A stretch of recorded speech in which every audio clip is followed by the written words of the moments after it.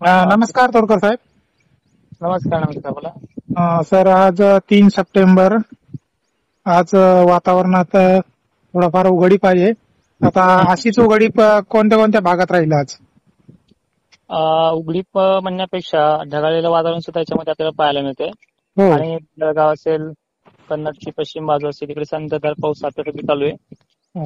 लोहारा खुर्द धाराशिवची दक्षिण बाजू, निलंगेच्या काही भागांमध्ये झडीसारखं स्वरूप पाहायला मिळते.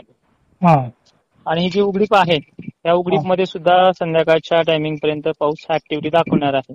तो भाग म्हणजे अकोला, अमरावतीचा परिसर, काही ठिकाणी भोकरदन, देऊळगावचा मोजका परिसर, लातूर मधल्याही मोजक्या भागांना ही कंडिशन पाहायला मिळू शकते. पुणे परिसर, कोकण किनारपट्टीमध्ये मात्र जोरदार सरींची देखील शक्यता यामध्ये पाहायला मिळते.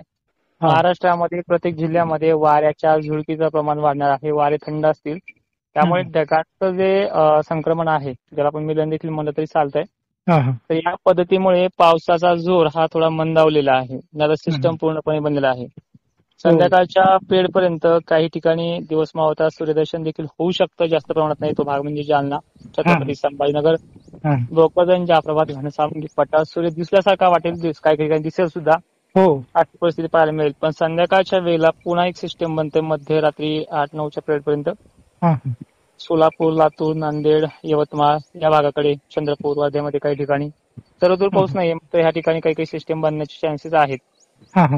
आता घनसावंगी, मंठा, परभणी, हिंगोली या जिल्ह्यामध्ये अतिवृष्टी प्रमाण झाले होते. तुम्ही मागच्या रेकॉर्डिंग मध्ये सांगितले होते. तर आता पुढील असा अंदाज कधी परतीच्या पावसामध्ये पण असा होऊ शकतं का कधी? नक्कीच. कसं आहे माहितीये का, परतीचा प्रवास अजून बाकी आहे टायमिंग. परतीचा प्रवास येईपर्यंत आता ही नावाचा जो प्रकार असतो म्हणजे गरमी, ती खालवलेली आहे, पूर्णपणे कमी झालेली आहे. त्यामुळे मोठ्या पाण्याच्या थेंबाची जाडी बनणं ह्या काळामध्ये शक्य नाहीये.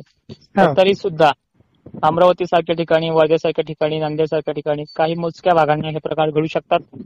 अतिवृष्टी किंवा जे शेतकऱ्यांचं नुकसान झालंय अशा प्रकारचा पाऊस ह्या 2-4 दिवसात नाहीये. पण येणाऱ्या 5 तारखेला काही ठिकाणी मुसळधार पावसाची देखील शक्यता मोडीनुसार स्पष्ट व्यक्त होते. तो भाग म्हणजे नांदेड, उत्तर भाग, हिंगोली काही ठिकाणी, यवतमाळ काही ठिकाणी, आपला जो काही परिसर आहे जालन्याचा, त्या भागामध्ये मोजक्या ठिकाणी वापरत घडू शकतात. सगळं सर्व दूर नाहीये.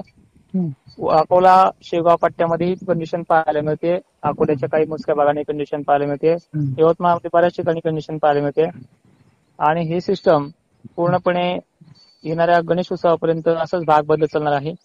आणि गणेश उत्सवाची सुरुवात विदर्भामध्ये बऱ्याच ठिकाणी, पूर्व विदर्भात बऱ्याच ठिकाणी, मराठवाड्यामध्ये काही ठिकाणी पाऊस असणार आहे. काही ठिकाणी गणेश उत्सवात पाऊस अडकण्याचे चान्सेस आहेत. ते कोणते भाग आहेत? ते विदर्भातले म्हटलं मी, विदर्भ आणि पूर्व विदर्भ, मराठवाडा पण आहे काही ठिकाणी. ठीक आहे, धन्यवाद सर तुम्ही माहिती दिल्याबद्दल. नक्कीच नक्कीच, धन्यवाद.